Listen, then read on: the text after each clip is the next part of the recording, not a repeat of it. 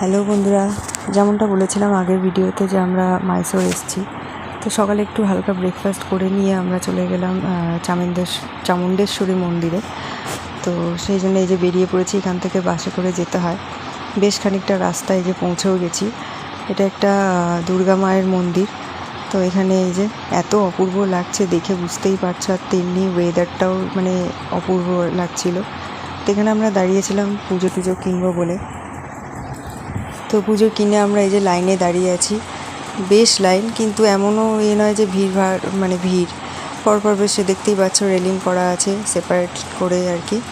তো আমরা এই যে প্রথমে আমার বোন, তারপর আমার মেয়ে, তারপর আমি পেছনে দাঁড়িয়ে আছি আমাদের পুজোর ডালা নিয়ে।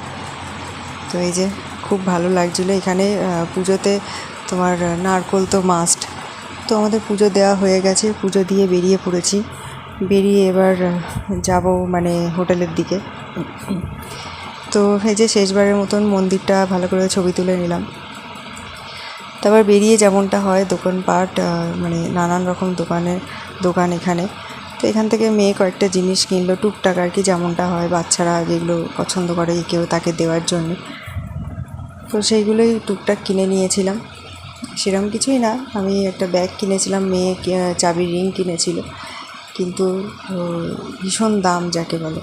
তো আসার পথে এত বৃষ্টি, রাস্তায় দাঁড়িয়ে পড়তে হয়েছে আমাদেরকে, প্রচণ্ড বৃষ্টি হয়েছে। তো তারপর দুপুর হয়ে গেছিলো, আমরা এবার খেতে যাব, একটা হোটেলে ঢুকেছি। বেশ হোটেলটার পরিবেশটা বেশ সুন্দর। তো আমরা এখানে নিয়েছিলাম বিরিয়ানি আর মাশরুম আর কাবাব। তো ভিডিওটা ভালো লাগলে লাইক কমেন্ট করে দিও।